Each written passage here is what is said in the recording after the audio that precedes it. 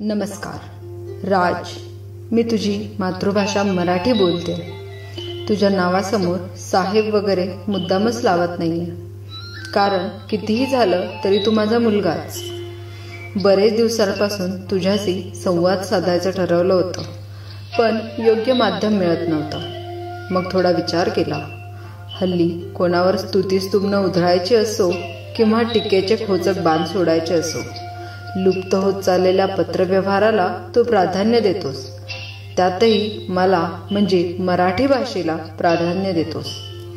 यातूनच तुझं माझ्याप्रती असलेलं प्रेम आणि आदरभाव स्पष्ट होतो. म्हणूनच मीही तुझ्याप्रमाणे पत्रव्यवहार करून आज तुझ्याशी बोलते. आज तुझ्याशी बोलायचं खरं कारण म्हणजे मराठी भाषा गौरव दिन. हा दिवस एखाद्या उत्सवासारखा साजरा करण्याला सुरुवात झाली, ती फक्त तुझ्यामुळेच आणि तुझ्या महाराष्ट्र नवनिर्माण सेनेमुळे. म्हणूनच आजच तुझ्याशी संवाद साधणं म्हणजे दुग्ध शर्करा योगच. खरं सांगू राज, तर एक आई म्हणून मला तुझे आभारच मानायचे आहेत. कारण तू माझ्यासाठी जे काही केलं, जे काही करत आहेस आणि जे काही करत राहशील, त्यासाठी तुझे आभार कसे मानावे हे मला कळतच नाही रे. जिथे जिथे मला डावललं जातं तिथे तिथे तू आणि तुझे महाराष्ट्र सैनिक माझ्या रक्षणासाठी सदैव तयार असतात. आपल्याच राज्यात आपल्याच काही लोकांनी परभाषिकांसोबत मिळून मला पायदळीत उडवायचा प्रयत्न केला. तेव्हा सर्वात आधी माझ्या मदतीला कोण धावलं असेल तर ते तू आणि तुझे महाराष्ट्र सैनिकच आहेत. मला तुझं कौतुक तर नेहमीच वाटतं रे, पण तुझ्या महाराष्ट्र सैनिकांचं धाडस पाहून ऊर भरून येतो. छत्रपती शिवाजी महाराजांच्या एका आदेशावर जसे मावळे शत्रूंवर तुटून पडायचे, अगदी तसेच तुझे महाराष्ट्र सैनिक माझ्या रक्षणासाठी अगदी कोणावरही तुटून पडण्यासाठी तयार असतात. अनेक वेळा तर माझ्या या मुलांनी माझ्यासाठी पोलिसांच्या लाठाकाठ्या खाऊन माझं रक्षण केलं आहे. वेळ प्रसंगी तुरुंगवासही भोगला आहे. तेव्हा त्यांच्या वेदना पाहून, त्यांच्या पाठीवरचे वळ पाहून माझाही हंबरटा फुटतो. फक्त तो कोणाला ऐकू येत नाही, इतकाच फरक असतो. आजवर माझा अनेकांनी राजकारणासाठी वापर केला, मत मिळवण्यासाठी वापर केला, पण तू वेगळा आहेस रे. तू नेहमी सांगतोस मराठीचा मुद्दा हा माझ्यासाठी मत मिळवण्याचं साधन नव्हे, तर लोकांना मी दिलेला तो एक शब्द आहे. तेव्हा मी मनोमन भरून पावते. तुझ्या पक्ष स्थापनेनंतर तू मराठीचा मुद्दा लावून धरला नसता तर कदाचित आपल्याच राज्यातल्या काही शहरात मी मरणावस्थेत गेले असते.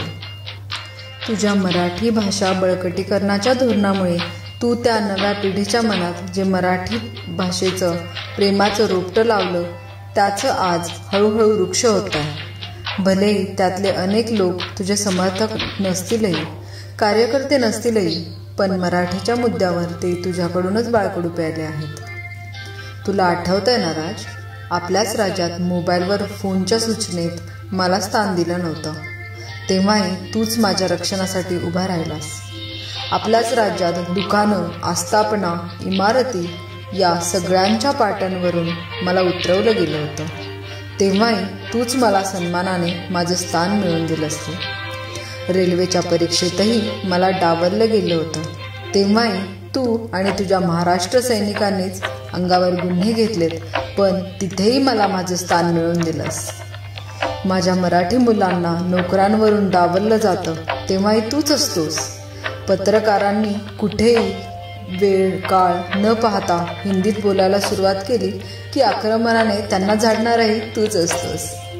मराठी चित्रपटांच्या शोसाठी भांडणाराही तूच असतोस. जिथे जाशील तिथे माझ्याबद्दल बोलणाराही तूच असतोस.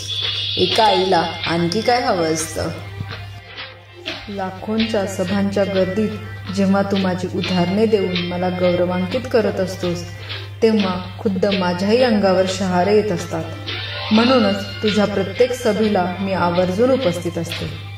माझा आशीर्वाद तुझ्या पाठीशी कायम असेलच. एक ना एक दिवस तुझी मतं लोकांना पटतील आणि तो दिवस जास्त दूर नाही, यावर माझा ठाम विश्वास आहे. तुझ्यासारख्या एका कटवट मराठी नेत्याकडे ह्या मराठी मुलखाचं सारथ्य यावं हीच श्रींच्या चरणी प्रार्थना करते आणि प्रत्येक मातृभाषेच्या पोटी एक राज श्रीकांत ठाकरे नक्कीच जन्माला यावं हीच अपेक्षा बाळगते. तुझीच आई, मातृभाषा मराठी.